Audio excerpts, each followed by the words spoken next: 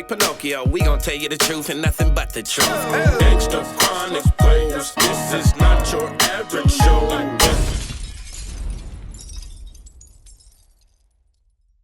You got a lot of stuff going on right now, man, and I see you've built your media empire. You got a lot of stuff going on. Yeah, I do. You know, people are starting to see a lot of big things, or going to see some even bigger things coming in the near future. Yeah.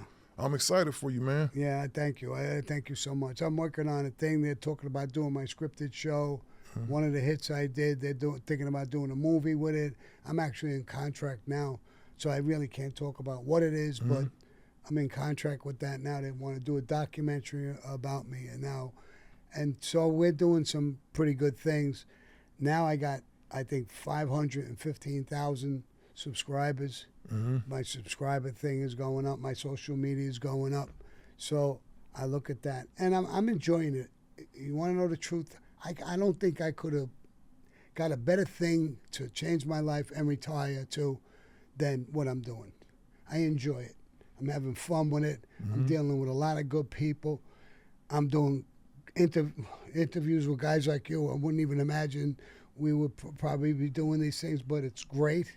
I'm dealing with great people. I love this stuff now, and I couldn't think of a better thing to retire. I don't want to sit on a porch on a rocking chair. I'm 77, but I'm still active. I try to keep myself in good shape. Mm-hmm. So this is a great time. Now, what do your kids think about, what do your grandkids see about Grandpa being a media mogul now? No, they like it because they understand all that computer stuff and how to go, they like it. My kids enjoy it. They think, he's having a good time with it. I don't hurt nobody with it. I don't put people down for what they're doing. I talk the truth as much as I can, about certain things, about what's going on in the economy, what's going on in different communities. Mm-hmm. I feel free to just say the truth. And who likes me, who don't like me, I'm cool with all of that. Well, you still standing though, Sammy, after a whole bunch of stuff, man, You know what, I wonder, has anybody ever, like when you went to witness protection and all that shit, that had to be the boringest shit in the world, huh? It was. They begged me to go. I didn't want to go. But they said, Sammy, you got 5-year sentence with 19 murders, the first case. And they said, come on, you're going to make us look horrible by not coming in. And I agreed with them. So I told them, I said, you know what I'll do? I'll give you 1 year so you look good if that's what you want. One year. I wound up giving them 8 months. And I walked away. It was boring. It was, I was in Boulder, Colorado. And one thing, I'm a people's person. I really am. I hated going to dinner in Boulder. It was a college town. Every table's got 4, 5, 6 people laughing, talking, drinking, and I'm sitting at the table by myself like a jerk. Did anybody ever recognize you? Not then, until I wrote the book. Once I wrote the book, people were recognizing me all over the place. People were recognizing me now. I just coming down on the airlines. Some guy stopped me in the airport and took a selfie with me and this and that. Yeah, people are recognizing me now. I mean, I don't look like when I was younger. I got old. But now they're starting to recognize me because all the social media now, so even with all these other wrinkles and bullshit, they're recognizing me again.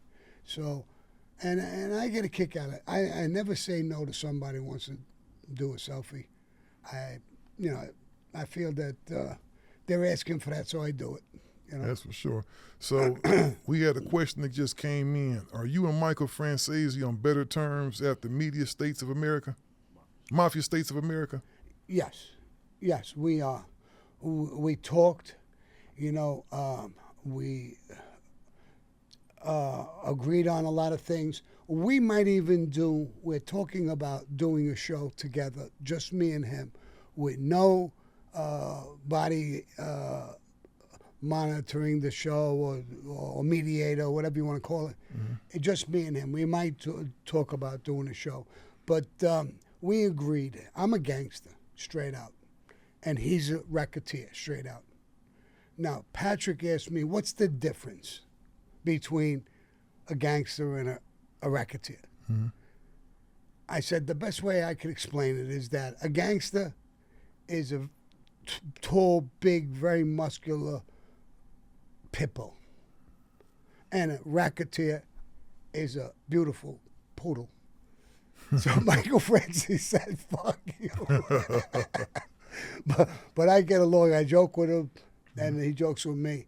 I met his family, which made me like him more. He's got a beautiful family. He's a good father to his children. And he's a good man all the way around. And he's met my family. He loves my son. My son likes him, really likes him a lot. So there's no hard feelings between me and him. That's some good shit. And we might even do some things together. Like I said, we're about to talk about doing a show. And because I get a ton of questions like this, he's got a huge following as well. And he gets those same questions. So we're talking, we might do a show. Yeah, you know what? I want to ask you, man, because like I said, and we went off into another tangent earlier. I was going to ask you this earlier. So I watched a lot of gangster stuff. And I saw the thing on this hitman, the Iceman. Yeah. What was the deal with that guy? He's a fucking flake, phony piece of shit. I had a case with him. He says that I had killed a cop with him, a cold case, 23 years prior. And I got indicted on the case with him. Mm-hmm. And I'm doing a whole story about him now because he was a fucking flake. He was a liar. You know, the cops, the FBI came to me. He said he killed 200 people. He killed 2 or 3 people, and he killed them for petty shit. 1,500. He robbed the guy, shot him. He was a lowlife and a liar.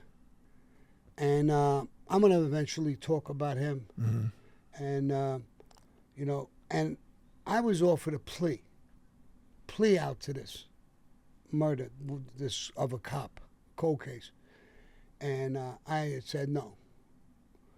And they said, you know, well, you're facing 30 to life. If you plea out, you'll plea out to the same time you get with the government, which was 20 I got. Mm-hmm. You won't do a day. Take a plea. We want to close the case. You could do what the fuck you want. I'm not pleading out to it. I don't know the guy from a fucking hole in the wall. And I went to trial. I went the whole route. And it never even got to trial. He got slaughtered. He was caught in 50,000 lies. He said he killed Roy DeMeo. The feds ran right down. Oh, you did that? He couldn't give even the slightest detail. So that was fake. Then he admitted he was lying. Then he admitted he was lying about this. And then he was admitted he was lying. It was a fake.